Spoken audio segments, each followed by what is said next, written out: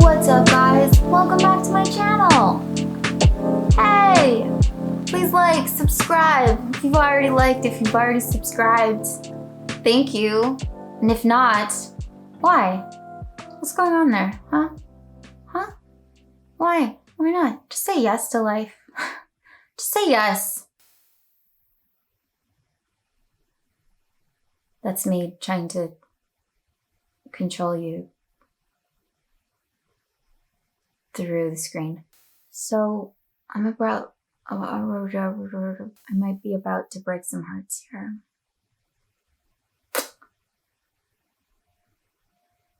Because what I have to say to you is, it's not something a lot of us want to hear, even though we do want to hear it, but we don't want to hear it. We don't want to.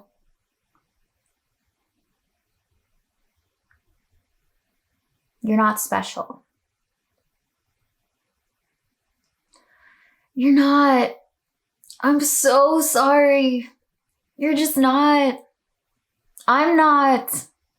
No one is special. And of course, it's one of those oxymorons, which I always thought was a funny word, like an oxymoron. I don't know where that comes from. I'm gonna look that up and I'm gonna write it what that means because I love that word.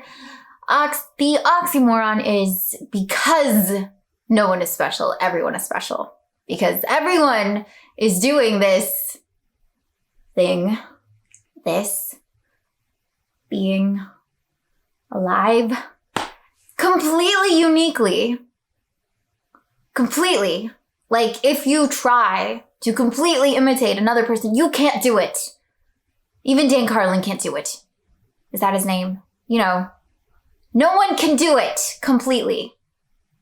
And yet, everyone is doing the same thing. And all the rules apply. All the same rules apply to every single person. And if you do something as it's meant to be done, as it actually like works, then it will happen. Where people get stuck and where they get caught is thinking that there's something special and unique about them that it doesn't work. No. I cannot eat gluten. Maybe so. Maybe.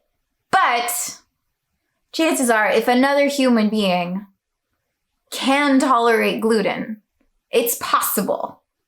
There is something in a human digestive system that can digest all of that starchy goodness. And if so, you can too. Really. And I'm just gonna go out and say, like, that applies to everything. Everything. Now, obviously, some people have head starts.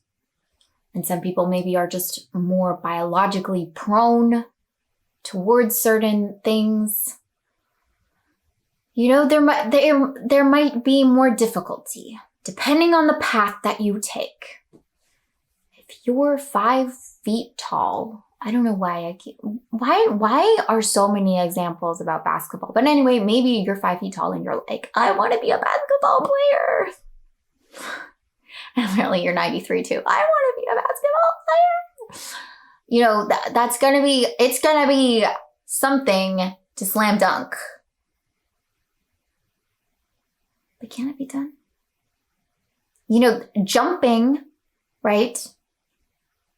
Right? Jumping is a thing that most human beings can do. So it can be done. It's just for whatever reason, you are not doing the things that enable jumping. There's something you're not doing, or there's something that you are doing that is not conducive to that jumping ability. And you just can't see it. You're too stuck thinking it's about you. And the thing about like thinking it's about you is you're giving yourself over to this like mystical, ambiguous, unchangeable. No, that's me. That's me. And you're making this meanness implacable, like all important and implacable. And most of the time, not in an empowering way. Like, I wouldn't mind it so much. And by the way, I'm just talking about like my own, basically I'm just giving a lecture to myself for all of you, just so you know. I'm sure all of you already know this and you're all geniuses and you've already figured this out. But so I haven't figured this out, which is why I'm doing this. I wouldn't mind this like precious meanness if it wasn't in an empowered way. If it was in a way that it's like, you know what? I don't know why, but I am just an amazing person. And I can just sing like Mariah Carey, but not even like Mariah Carey, like better than Mariah Carey, because that's just me. If it were in that way, all for it. Do it. I love it. But most of the time, we seek out uniqueness and specialness in a way that completely cuts us down. And we go, no. I'm just separate and I'm not worthy and I just can't do it. It's stupid, guys. It's stupid. Stop it. Stop it. I do think there is like a very big desire to want to uniquely express ourselves. And obviously, because what else is there to do, actually? Like, if we're not unique, if it has all been done before in exactly the same way, then why would we just be repeating history? Why would we just be like carbon copies? We wouldn't. Sorry, I couldn't quite hear you. Could you please repeat what you said? No, I can't. Okay. That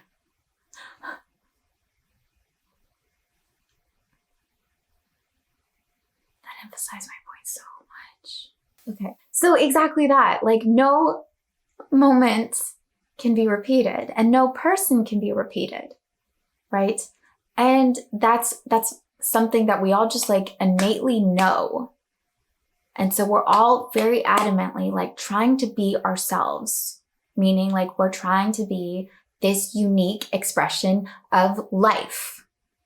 And that's a great thing. That's a great thing. It's just so often I think we get off course, and when we feel stopped or things get difficult or we're not getting the attention that we want or the achievements that we want, when we get frustrated,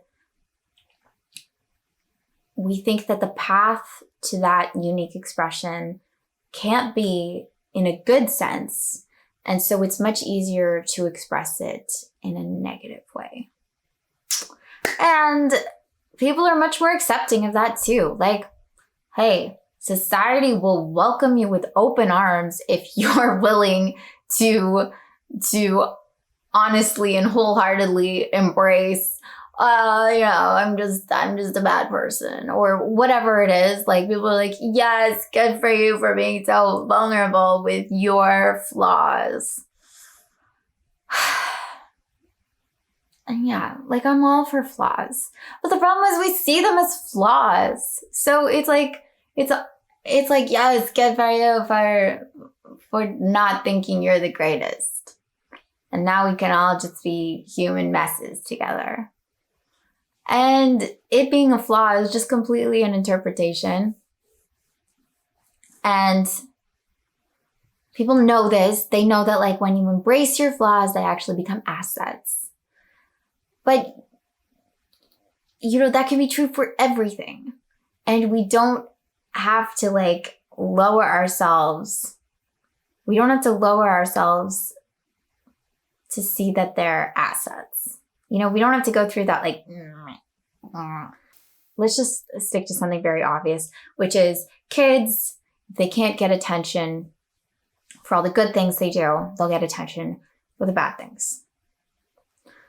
And then they become, and whatever, that attention, let's change the word attention to energy. Yeah, let's just make it energy. So a kid doesn't get any energy. Here's the parent. Okay. Okay. Here's a parent.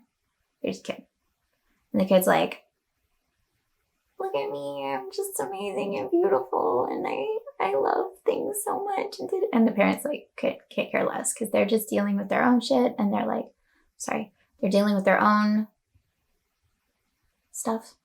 And they're just like, because they're not really interested in love or appreciation or wonder or all those things that kids are into. They're just constantly surveilling the environment for stress, because that's how they function, right? So the kid's like, okay, apparently the parent does not respond to this. So cool, let me give the parent stress. And so let me rebel. Sorry, this is really stupid. I should have like finger puppets right now. So let me rebel. And now the parent will be like, oh, I can recognize that pattern. And look, now I'm going to give you all this energy. And the kid's like, yes, finally, I love it. All this energy, yes. And we need it. Like, we need that life force. We need it. So we're seen, like attention, we're seen, we're recognized, we're made real by all of that energy. And if you can't be seen for something positive, you'll resort to being seen for a negative. And the way that most society works is we recognize the negative. Like, we're just so much, at least in the West, I can't speak for other countries, but in the West, like, we're just stressed out of our minds. And so that representation of an adult where it's like, no, we're just sensing for danger and stress and problems. That's true for most human beings. And so how does another human being get that energy from other people? They'll be messes. They'll be super unique and special by having problems, by having deficits, by having things they can't do, or things that they're stuck on, or things that they're just bad at. And it's not necessary, but we have to break it. Like, you have to break with that contract that's been made of like, hey, this is how I get attention, and this is how I'm accepted by society. So you're not special. And you are. And stop resorting to finding your unique innate you-ness by being less than, because that is actually the most pedestrian and the most common thing that you can do. Instead, if you really want to be special, if you really want to be you and you really want to be different, then be great. Then be great and own it. And don't apologize for it. Be good at things. Be loving, be caring, be supportive, be grateful. That will make you stand out more than anything. All right. You can do it. This is a very energetic pep talk. Just I'd be the worst coach in a locker room. Like, if the football team's like, we're down by 2 touchdowns, I would be like, guys, just do it. Yeah.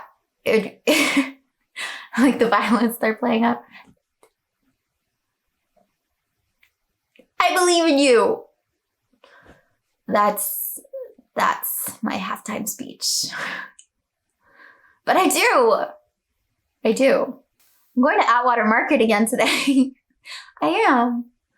It's exciting. And I've been editing. So maybe that's why I'm a bit loopy. But yeah. All right. I love you. And you're doing great. You're super unique and you're also not at all. And it's all wonderful. Okay? So be well, be safe, and I will